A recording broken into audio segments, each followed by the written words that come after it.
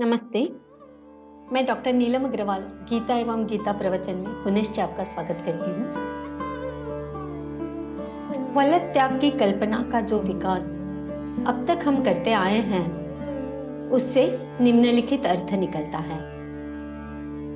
राजस और तामस कर्मों का संपूर्ण त्याग किया जाए, उस त्याग का भी फल त्याग किया जाए, उसका भी अहंकार न हो। सात्विक कर्मों का स्वरूपतः त्याग न करते हुए केवल फल त्याग किया जाए। सात्विक कर्म जो फल त्याग पूर्वक करने होते हैं, वे सदोष हो तो भी करना चाहिए। सतत फल त्याग पूर्वक उन सात्विक कर्मों को करते रहने से चित्त शुद्ध होता जाएगा और तीव्र से सौम्य, सौम्य से सूक्ष्म और सूक्ष्म से शून्य, इस तरह क्रिया मात्र झड़ जाएगी।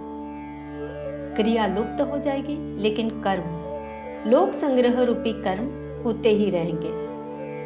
सात्विक कर्म भी जो स्वाभाविक रूप से प्राप्त हो वे ही करे। जो सहज प्राप्त न हो, वे कितने ही अच्छे लगे तो भी उन्हें दूर ही रखे, उनका मोह न करे। और सहज प्राप्त स्वधर्म भी दो प्रकार का होता है, बदलने वाला और न बदलने वाला। वर्ण धर्म नहीं बदलता, पर अष्टम धर्म बदलता रहता है। बदलने वाला स्वधर्म बदलते रहना चाहिए, उससे प्रकृति विशुद्ध रहेगी।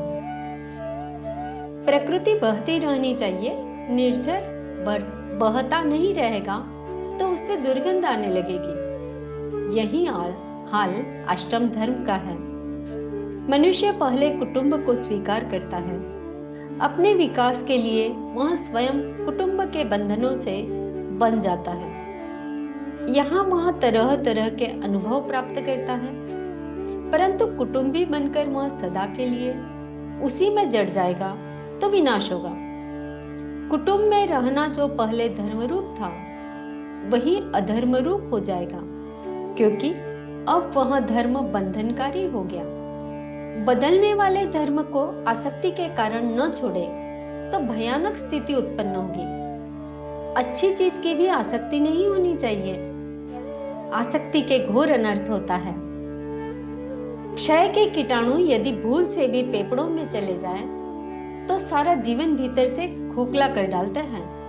उसी तरह आसक्ति के कीटाणु भी असावधानी से सात्विक कर्म में घुस जाएंगे तो स्वधर्म सड़ने लगेगा। उस सात्विक स्वधर्म में भी राजस और तामस की दुर्गंध आने लगेगी। अतः कुटुंब रूपी यह बदलने वाला स्वधर्म यथा समय छूट जाना चाहिए। यही बात राष्ट्र धर्म के लिए भी है। राष्ट्र धर्म में अगर आसक्ति आ जाए और केवल अपने ही राष्ट्र के हित का विचार हम करने लगे, तो ऐसी राष्ट्रभक्ति भी बड़ी भयंकर वस्तु होगी। इससे आत्मविकास रुक जाएगा, चित्त में आसक्ति घर कर लेगी और अधपतन होगा।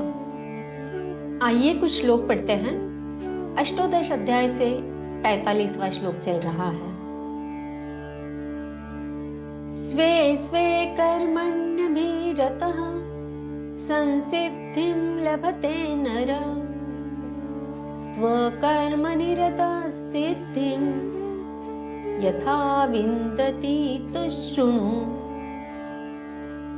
अपने अपने स्वाभाविक कर्मों में तत्परता से लगा हुआ मनुष्य भगवत प्राप्ति रूप परम सिद्धि को प्राप्त हो जाता है। अपने स्वाभाविक कर्म में लगा हुआ मनुष्य जिस प्रकार से कर्म करके परम सिद्धि को प्राप्त होता है, उस विधि को तू सुन। यत् प्रवृत्तिर्भूतानां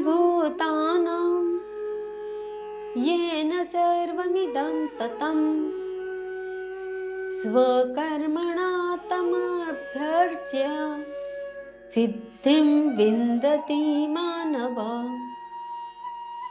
जिस परमेश्वर से संपूर्ण प्राणियों की उत्पत्ति हुई है और जिससे यह समस्त जगत व्याप्त है, उस परमेश्वर के अपने स्वाभाविक कर्मों द्वारा पूजा करके मनुष्य परम सिद्धि को प्राप्त हो जाता है।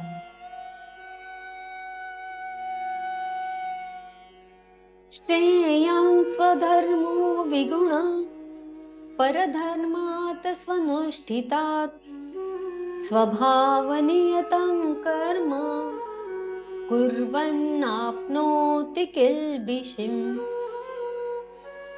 अच्छी प्रकार से आचरण किए हुए दूसरों के धर्म से भी विगुण अपना धर्म श्रेष्ठ है, क्योंकि स्वभाव से नियत किए हुए स्वधर्म रूप कर्म को करता हुआ मनुष्य पाप को नहीं प्राप्त होता। सहजं कर्म कौन्तेय सदोषम् अपि न त्यजेत् सर्वारंभा हि दोषेण धूमेनाग्निरिवावृता। अतएव हे कुंती पुत्र, दोषयुक्त होने पर भी सहज कर्म को नहीं त्यागना चाहिए, क्योंकि धुएं से अग्नि की भांति सभी कर्म किसी न किसी दोष से युक्त है। श्री कृष्णार्पणम।